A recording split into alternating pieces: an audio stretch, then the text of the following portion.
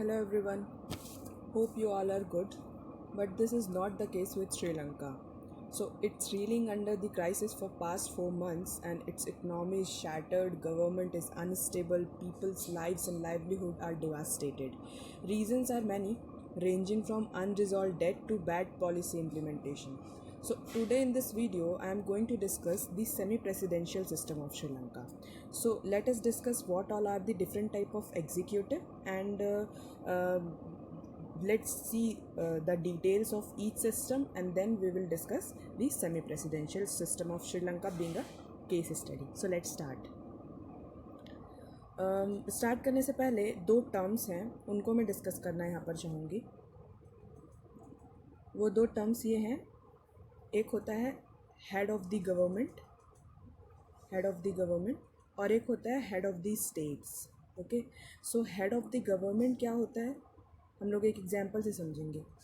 एक फैमिली का एग्जांपल लेते हैं. एक फैमिली में सबसे जो बड़े ग्रैंडफादर जो दादाजी होते हैं, ठीक है, उनको हम बोलेंगे हेड ऑफ द स्टेट क्योंकि वो पूरे घर को रिप्रेजेंट करते हैं. और जो वर्किंग प्रोफेशनल होते हैं, फॉर एग्जांपल पापा, चाचा, ये वाले जो जनरेशन होती है, उनको हम बोलेंगे head of the government because real power उन्हीं के हाथ में होती है, पैसे वही कमा के लाते हैं, राइट. सो ये एग्जांपल था. इसको कंट्री में अगर रेप्लिकेट हम करेंगे तो ये हो जाएगा head of the state. India के केस में हेड ऑफ द स्टेट हो जाएगा प्रेसिडेंट और हेड ऑफ द गवर्नमेंट हो जाएगा prime minister. So prime minister represent the working of the government while president represent the whole country, the whole state, the whole objective diversity motto of the state. So this is head of the government and head of the state. On the basis of these two we will understand what all are the different type of executive. So ये diagram मैंने basic NCERT से लिया है क्योंकि ये जो है ना वो बेसिक स्ट्रक्चर है. इसके बेसिस पे हम कई सारे डिफरेंट टाइप के सिस्टम समझ सकते हैं.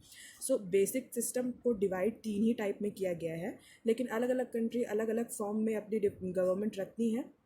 वो इसी का ही वेरिएंट होगा, इससे ज़्यादा और बाहर कहीं का कुछ नहीं होगा. नाम चेंज हो सकता है बट अगर आप ये स्ट्रक्चर अच्छे से समझ जाते हैं तो आप हर टाइप ऑफ गवर्नमेंट को, हर कंट्री की टाइप की गवर्नमेंट को समझ पाएंगे. ओके, सो स्टार्ट करते हैं. सो यहाँ पर NCERT में ही जो डिफ्रेंसिएशन है टाइप ऑफ एग्जीक्यूटिव का वो दो बेसिस पे दिया है कि ये कलेक्टिव लीडरशिप पे एक डिवाइड किया गया है और एक इंडिविजुअल लीडरशिप पे डिवाइड किया गया है. इस क्लासिफिकेशन को हम ज़्यादा जोर नहीं देंगे बिकॉज हमको एक बेसिक फॉर्मेट समझना है कि किसी भी सिस्टम में क्या होता है, कौन कौन लोग इंपॉर्टेंट होते हैं. So let's start with parliamentary form of the system.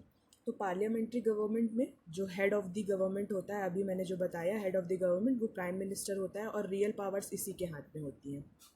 और जो प्राइम मिनिस्टर होता है उसको पार्लियामेंट या फिर जो लॉ मेकिंग बॉडी होती है उस कंट्री की, लेजिस्लेचर होती है, उसको लीडर कहा जाता है, वहाँ का मेजॉरिटी लीडर कहा जाता है. ओके, और वो अकाउंटेबल होता है लेजिस्लेचर को, रिस्पॉन्सिबल होता है अपने हर एक वर्किंग के लिए. जो लॉ मेकिंग बॉडी होती है पार्लियामेंट, वो हर एक पॉइंट पूछ सकती है PM से कि आप ये ऐसा जो कर रहे हो वो क्यों कर रहे हो.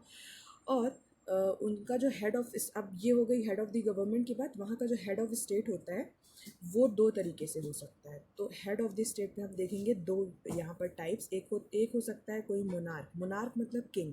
देखो ये जो आर्क वर्ड है ना, ARC, उसको आप अलग अलग तरीके में यूजेस देख सकते हो. अगर ये लिखा है monarch, mon means one, so the power is in the hand of one. ऐसा हम किस केस में देखते हैं? किंग्स के केस में देखते हैं, ठीक है. तो मोनार्क. डाइआर्क भी आपने कई बार सुना होगा. तो डाइआर्क जब लिखा होगा तो इसका मतलब ये होगा कि कोई दो लोग मिलकर के बॉडी बना रहे हैं. ये वाला एग्जांपल हमने इंडिया के इंडिपेंडेंस से पहले के टाइम पे देखा है. जैसे ब्रिटिश जो गवर्नमेंट थी उसने एक बार डायआर्की लगाई थी इंडिया में, एक से ज़्यादा बार लगाई है.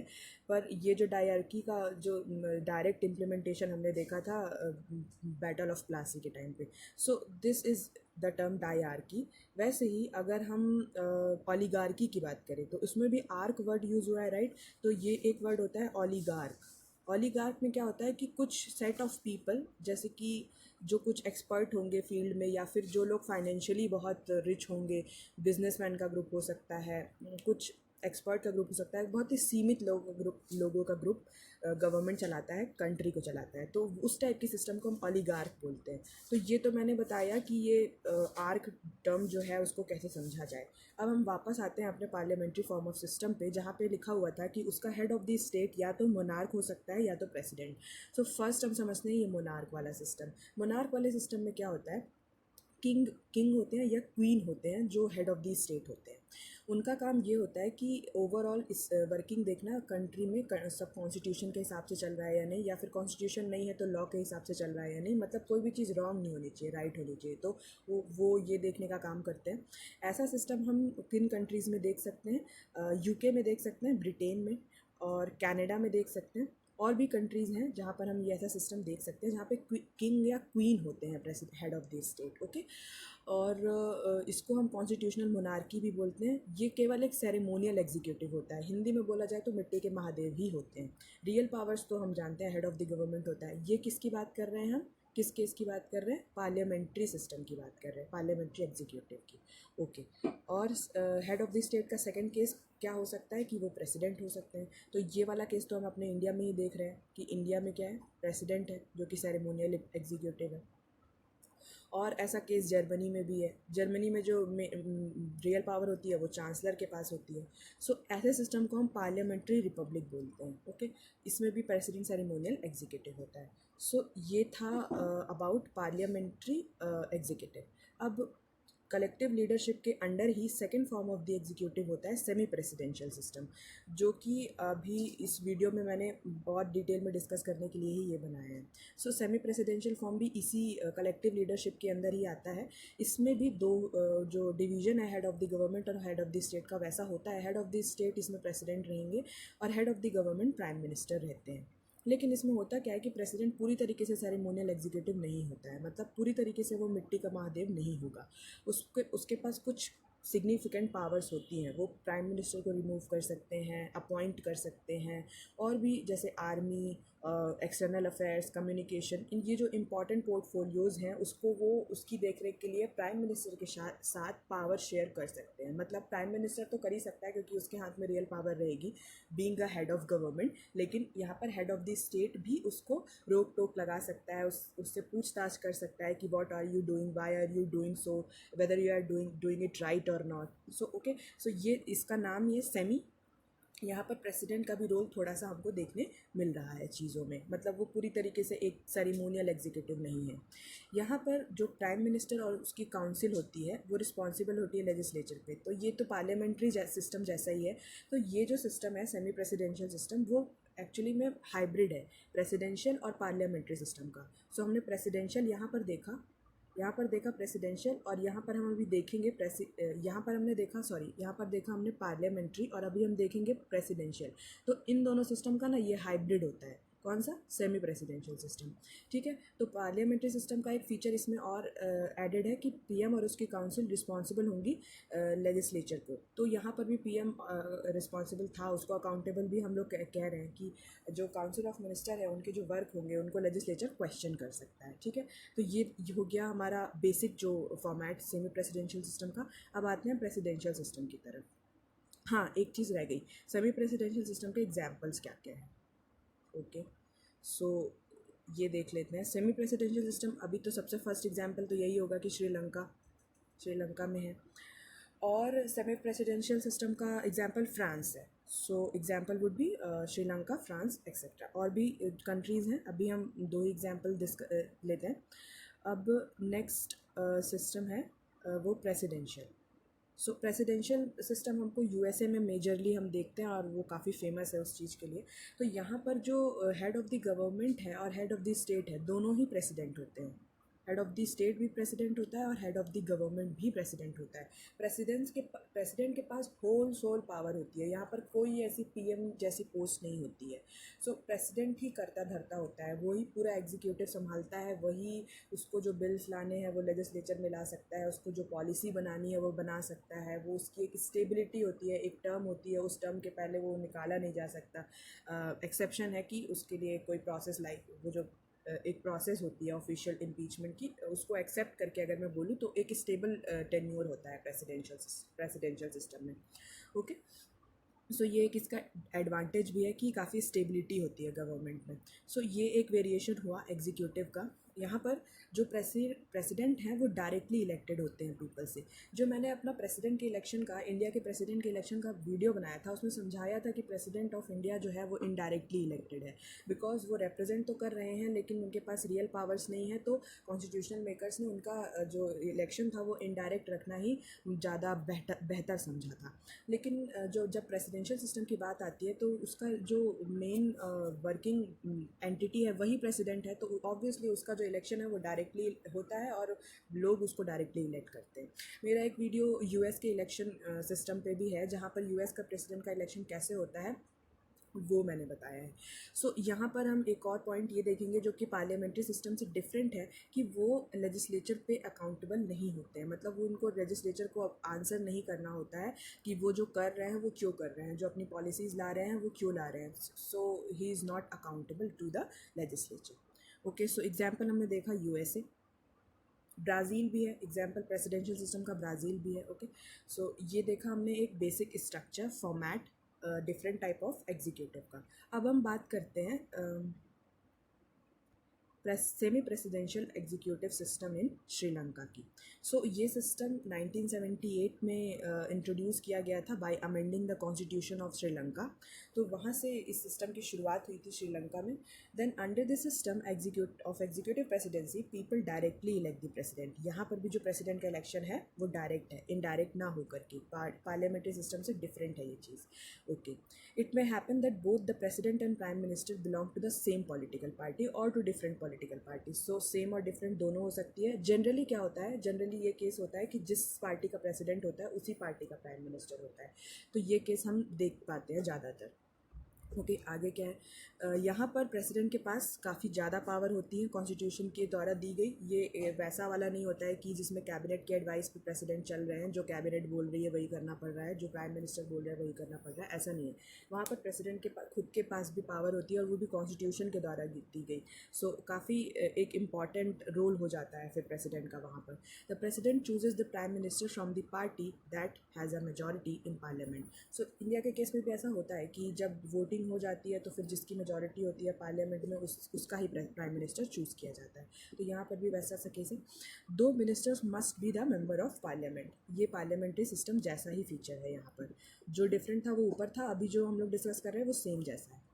The president has the power to remove the prime minister और मिनिस्टर। तो इंडिया के केस में भी वैसा है, मीन्स पार्लियामेंट्री डेमोक्रेसी के केस में भी वैसा है। Apart from being the elected head of the state and commander in chief of the arm force, the president is also the head of the government. तो हमने देखा कि यहाँ पर हमने अभी जो लास्ट में देखा कि head of the state president होते हैं, बट उनका जो वर्क एरिया है, जो उनके पावर्स हैं, उसको देख के कभी कभी जब उनका रोल प्राइम मिनिस्टर की रोल से शेयर होने लग जाता है तो वो as a head of the government भी काम करते हैं। ओके, सो ये था श्रीलंका की सेमी प्रेसिडेंशियल सिस्टम के बारे में थोड़ी सी डिटेल्स। अब हम डिफरेंट टाइप ऑफ एग्जीक्यूटिव के डिफरेंट फीचर्स को थोड़े क्वेश्चन सॉल्व करके समझेंगे। Okay, so first question is here, in parliamentary system each cabinet minister is, options are 4, individually responsible to parliament, responsible to the upper house, collectively responsible to the upper house, or for all effective purpose collectively responsible to the house. So answer here would be D, क्योंकि यहाँ पर क्या हो रहा है, वो individual term होने की वजह से ए रॉन्ग है, और रिस्पॉन्सिबल टू अपर हाउस होने की वजह से बी रॉन्ग है। सी में कलेक्टिव रिस्पॉन्सिबिलिटी तो लिखी है लेकिन सिर्फ अपर हाउस लिखा है, इसलिए सी रॉन्ग है। इसका राइट आंसर होगा for all effective purpose collectively responsible to house. अब मतलब समझ लेते हैं कलेक्टिवली रिस्पॉन्सिबल टर्म क्या है। सो हाउस को रिस्पॉन्सिबल होते हैं, ये तो हमने अभी देखा पहले कि लेजिस्लेचर को अकाउंटेबल होते हैं, रिस्पॉन्सिबल होते हैं, मतलब लॉ मेकिंग बॉडीज़ को उनको आंसर करना पड़ता है। लेकिन कलेक्टिव रिस्पॉन्सिबल का मतलब ये होता है कि जो एक, जैसे काउंसिल ऑफ मिनिस्टर में 15 मिनिस्टर्स हैं, तो अगर एक मिनिस्टर ने भी रॉन्ग किया तो सारे मिनिस्टर को रिज़ाइन करना पड़ेगा अगर लेजिस्लेचर से सो। अगर पार्लियामेंट ऑब्जेक्ट कर रहा है, और ये पार्लियामेंट कैसे ऑब्जेक्ट करता है, उसके पास दो टूल्स होते हैं, एक कॉन्फिडेंस मोशन, एक नो कॉन्फिडेंस मोशन। ये मोशन एंड जो मोशन है जो वो वो पार्लियामेंट के कंटेंट में आता है कि पार्लियामेंट किस तरीके से फंक्शन करता है। तो यहाँ पे सिर्फ अभी टर्म जान लेते हैं कि नो कॉन्फिडेंस मोशन ला करके पार्लियामेंट किसी भी सरकार को गिरा सकती है। तो जब काउंसिल ऑफ मिनिस्टर का जो ग्रुप होता है उसको अगर किसी एक ने भी गलत किया है तो अगर पार्लियामेंट ऑब्जेक्ट करती है तो उन सारे को रिज़ाइन करना पड़ेगा। और सारे काउंसिल ऑफ मिनिस्टर के रेजिग्नेशन का मतलब ही होता है गवर्नमेंट का डाउनफॉल। पीएम को भी रिज़ाइन करना पड़ेगा क्योंकि पीएम हेड होते हैं, काउंसिल ऑफ मिनिस्टर के लीडर होते हैं। Okay, so this was the meaning of collective responsibility and this was all about the question 1.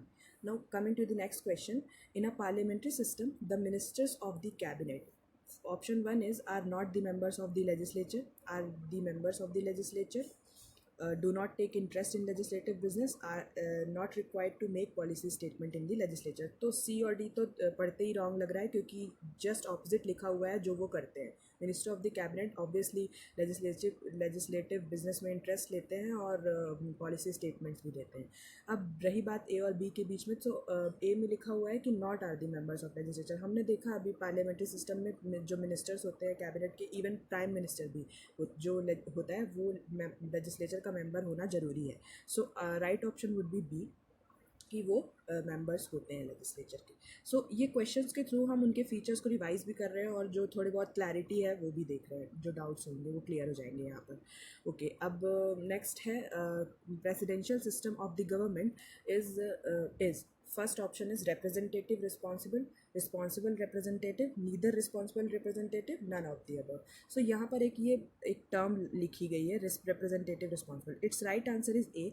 इस टर्म को थोड़ा सा क्वालिफाई करके इसलिए बताया गया है बिकॉज जो प्रेसिडेंशियल सिस्टम होता है उसमें ये चीज़ क्लियर होनी चाहिए कि जो उसका प्रेसिडेंट होता है वो स्टेबल तो होता है, वो लेजिस्लेचर को रिस्पॉन्सिबल तो नहीं होता, लेकिन फिर भी वो रिप्रेजेंटेटिव होता है किसका, अपनी कंट्री का, अपने लोगों का, अपने लोगों की एस्पिरेशंस का, और जिन लोगों ने उन्हें वोट दिया है उनके विश्वास का। तो वो रिप्रेजेंटेटिव भी होता है और रिस्पॉन्सिबल भी होता है। सो प्रेसिडेंशियल सिस्टम ऑफ गवर्नमेंट को हम रिप्रेजेंटेटिव रिस्पॉन्सिबल भी कहते हैं। अब नेक्स्ट क्वेश्चन देखते हैं, which of the following statement is not correct. तो यहाँ पर नॉट करेक्ट पूछा है तो सबसे पहले तो नॉट करेक्ट को हम लोग मार्क कर लेंगे। फर्स्ट पूछा है प्रेसिडेंशियल गवर्नमेंट इंश्योर्स ए स्टेबल गवर्नमेंट। सो ये तो करेक्ट है, हमने अभी प्रेसिडेंशियल सिस्टम डिस्कस करते टाइम ही देखा कि इसकी एक बहुत बड़ी एडवांटेज ये होती है कि एक स्टेबिलिटी प्रोवाइड करवाता है। स्टेबिलिटी का इंपॉर्टेंस ये होता है किसी भी कंट्री में कि जो पॉलिसी मेकिंग होती है ना उस पर कंटिन्यूटी चाहिए होती है। किसी एक पॉलिसी को हम एक साल तक को इम्प्लीमेंट करके उसके बारे में जज नहीं कर सकते कि वो पॉलिसी काम कर रही है या नहीं, उसको चाहिए होता है एक time span 4 to 5 year, 5 to 6 years. So इसके लिए हमको एक कंटिन्यूटी चाहिए होती है, स्टेबिलिटी चाहिए होती है। और ओवरऑल भी पॉलिटी में जो जितनी ज़्यादा पॉलिटी में स्टेबिलिटी रहेगी उतना ज़्यादा इकोनॉमी ग्रो करती है। तो पॉलिटी और इकोनॉमी का ये कनेक्शन ही होता है कि हमको स्टेबिलिटी चाहिए, और स्टेबिलिटी इन जनरल भी एक पॉजिटिव थिंग है। सो प्रेसिडेंशियल गवर्नमेंट ये इंश्योर करता है। पार्लियामेंट में स्टेबिलिटी इसलिए इंश्योर्ड नहीं है क्योंकि कभी भी गवर्नमेंट बदली जा सकती है, कभी भी गवर्नमेंट को चेंज किया जा सकता है। जो पीपल है वो अगर पावर में ना लाना चाहे एक गवर्नमेंट को तो सेकंड ईयर ही वो दूसरी गवर्नमेंट चेंज कर सकते हैं। सो यहाँ पर स्टेबिलिटी इंश्योर्ड नहीं होती है। बी ऑप्शन में क्या लिखा है, presidential government is more suited to presidential government is more suited to deal with emergency. So this is also right because president के पास काफ़ी ज़्यादा powers होती हैं तो वो अपने हिसाब से चीज़ों को डील कर सकता है। थर्ड लिखा है presidential government enables the country to avail the service of experts. So यहाँ पर एक ये भी एक इसका एडवांटेज है कि प्रेसिडेंशियल सिस्टम में हमको एक्सपर्ट की सर्विस अवेलेबल मिलती है। वो इसलिए बिकॉज जो प्रेसिडेंट है और प्रेसिडेंट की जो कैबिनेट है, जो ग्रुप है जो प्रेसिडेंट को वर्क करने के लिए हेल्प करता है, वो उसमें ऐसा इंपॉर्टेंट नहीं होता है कि वो मेंबर ऑफ लेजिस्लेचर ही हो। तो जब अगर मेंबर ऑफ लेजिस्लेचर नहीं रखना है तो ऑब्वियसली प्रेसिडेंट उन लोगों को रखेगा, उन एफिशिएंट लोगों को रखेगा जो उस फील्ड के एक्सपर्ट होंगे। फॉर एग्जांपल अगर उसको मिनिस्टर ऑफ कम्युनिकेशन चूज़ करना है तो वो टेली कम्युनिकेशन की फील्ड में जो एक्सपर्ट होगा उसको चूज़ करेगा। अगर उसको minister of foreign affairs choose करना है तो वो किसी डिप्लोमेट या फिर फॉरेन एक्सपर्ट को चूज़ करेगा। सो वहाँ पर एक्सपर्ट की कमेटी होती है, एक्सपर्ट की कैबिनेट होती है। अलग अलग फील्ड के एक्सपर्ट अपने अपने एक्सपर्टीज़ के हिसाब से कंट्री को गवर्न करने के लिए प्रेसिडेंट को हेल्प करते हैं। तो ये इसका एक एडवांटेज हुआ, तो ये भी करेक्ट है। तो लास्ट ऑप्शन बचा डी, तो D would be the correct option, correct answer for this question which is not correct. So D is not correct. Okay, so presidential government can not work properly in a country with multi party system, ऐसा बिल्कुल नहीं है। देखो USA में 2 party system है, वहाँ पर presidential form of government है, लेकिन ब्राज़ील में भी प्रेसिडेंशियल फॉर्म ऑफ गवर्नमेंट है और वो मल्टी पार्टी सिस्टम है वहाँ पर। ओके, सो ये गलत है, D would be the right answer. Coming to the next question, that is one of the chief merits of presidential system of the government. तो यहाँ पर एडवांटेज बताना है कि क्या है। तो पहला ऑप्शन देखते हैं कि it enables the country to avail the service of expert. तो फर्स्ट सही है, तो मुझे लगता है ए ही इसका राइट ऑप्शन होगा। Yes, A is the right answer. B पढ़ लेते हैं, it provides autocratic power to the executive. ये इसका डिमेरिट दिया हुआ है, ये प्रेसिडेंशियल गवर्नमेंट का डिमेरिट है। तो यहाँ से हमको इस क्वेश्चन से हमको डिमेरिट्स पता चल जाएंगे प्रेसिडेंशियल सिस्टम के। थर्ड है the executive can easily shift its responsibility to the legislature. So yes, it can, because it is not responsible to the legislature. The executive is accountable to the elected representative of the people. तो हाँ, इसमें ये तो इसका mandate ही है, क्योंकि उस people ने ही उसको चूज़ करके प्रेसिडेंट बनाया है, तो वो पीपल को अकाउंटेबल होते हैं। Okay, so coming to the next question, that is one of the chief defects of the presidential system of government. So इसमें ऑप्शन है no continuous and consistence policy can be followed. तो ये तो wrong है, because हमने देखा कि ये एक स्टेबल फॉर्म ऑफ गवर्नमेंट होती है जो कि कंटिन्यूस और कंसिस्टेंट पॉलिसी दे सकती है। Second is it leads to instability of the government. ये भी रॉन्ग है, बिकॉज ये स्टेबल फॉर्म ऑफ गवर्नमेंट देती है। It lacks the representative character. ये भी रॉन्ग है, क्योंकि हमने देखा प्रेसिडेंट जो है वो डायरेक्टली इलेक्टेड होते हैं पीपल से, तो ऑब्वियसली वो रिप्रेजेंटेटिव कैरेक्टर को निभाएंगे, एक रिप्रेजेंटेटिव कैरेक्टर होंगे। Fourth would be the right option, क्योंकि वही बच भी रहा है। अब पढ़ लेते हैं क्यों। It leads to frequent conflict between legislature and executive. तो हाँ, ये वाली जो एक चीज़ है इसको हम डिमेरिट में डाल सकते हैं प्रेसिडेंशियल गवर्नमेंट के, कि वहाँ पे कॉन्फ्लिक्ट होते हैं लेजिस्लेचर और एग्जीक्यूटिव के बीच में। एग्जीक्यूटिव हम समझेंगे यहाँ से लॉ मेकिंग बॉडी प्रेसिडेंट, और लेजिस्लेचर यहाँ से हम जानते हैं law make executive policy making body and legislature law making body. तो यहाँ पे इसलिए कॉन्फ्लिक्ट हो जाते हैं, क्योंकि लेजिस्लेचर कभी कभी जो जिसके पास मैंडेट होता है लोगों का, वो कुछ किसी और बिल को लाना चाहता है, किसी और लॉ को इम्प्लीमेंट करना चाहता है। But president being a president in a presidential form of government, being given with such a vast power from the constitution, वो कभी कभी अपने जिद पे अड़ जाते हैं कि नहीं, हमको यही पॉलिसी इम्प्लीमेंट करनी है। ऐसा तब होता है जब प्रेसिडेंट ये चाहते हैं कि प्रेसिडेंट कभी कभी किसी पॉलिसी को लेकर आते हैं जो काफ़ी पॉपुलर होती है। जैसे अमेरिका के लोगों को अधिकतर ये चाहिए रहता है कि जो माइग्रेंट्स हैं उनको उन पे रेस्ट्रिक्शंस लगाए जाए, जो जॉब है वो ज़्यादा अमेरिकन ओरिजिन लोगों को दी जाए। तो हमने देखा है कि यूएस प्रेसिडेंट की कई सारी पॉलिसीज़ माइग्रेशन को लेकर काफ़ी कॉन्ट्रोवर्सी में रही है, लेकिन वो ओवरऑल कंट्री को की ग्रोथ को इफेक्ट करते हैं। तो जब लेजिस्लेचर इस चीज़ को ऑब्जेक्ट करता है कि आप ये बिल के थ्रू इकनॉमी को, अमेरिका की इकनॉमी को हार्म पहुंचा सकते हैं, तब वहाँ पर क्लैश होती है। जो प्रेसिडेंट होते हैं वो ये कहते हैं नहीं, हमको अपने लोगों के बारे में पहले सोचना है, we need to make America great again. So this type, ये मैंने एक एग्जांपल दिया, ये इस टाइप की कॉन्फ्लिक्ट्स हमको देखने को मिल सकती हैं। So this is all about, okay, we have other question as well. So let's discuss which one of the following statement is correct. So first is presidential government ensures complete cooperation between legislature and executive. ये तो wrong हो जाएगा, ऊपर वाले question में ही देखा कि frequent conflict होता है। Then presidential government ensures proper accountability of the executive to the legislature. ये भी रॉन्ग होगा, बिकॉज नहीं होते हैं। There is a great possibility of despotic rule under the president government. ये करेक्ट होगा। देखो, डिस्पॉटिक का मतलब यहाँ ऑटोक्रेसी से है कि जो प्रेसिडेंट है अब उसको इतनी सारी पावर दे दी गई है, तो एक पॉइंट ऑफ टाइम के बाद वो अपने आप को ही सब कुछ समझने लग जाता है, भगवान समझने लग जाता है। वो अपने में कोई भी करेक्शन नहीं लेता, उसको कभी भी कोई करेक्ट करता है तो वो कहता है नहीं, जो मुझे कोई करेक्शन नहीं चाहिए, मैं जो कर रहा हूँ वो सही कर रहा हूँ। तो इस टाइप का जब बिहेवियर हो जाता है तो उसको डिस्पॉटिक रूलर भी बोलते हैं, डिस्पॉटिक रूल भी बोलते हैं, जो कि लोगों की बात भी ना मानने लग जाए। तो ये केस तो थोड़ा सा रॉन्ग हो जाता है। तो ये उसका एक डिमेरिट है प्रेसिडेंशियल सिस्टम का। तो so C would be it's right answer. D देख लेते हैं क्या लिखा हुआ। Presidential government encourages party spirit. हाँ, बिकॉज जो प्रेसिडेंट जिस पार्टी से सेलेक्ट होकर के आया है वो उसको केटर करने के लिए वर्क करेगा ऑब्वियसली। तो हाँ, वो इनकरेज करता है पार्टी स्पिरिट को। सो यहाँ पर करेक्ट ऑप्शन ये है कि वो डिस्पॉटिक रूल का पॉसिबिलिटी हो सकता है।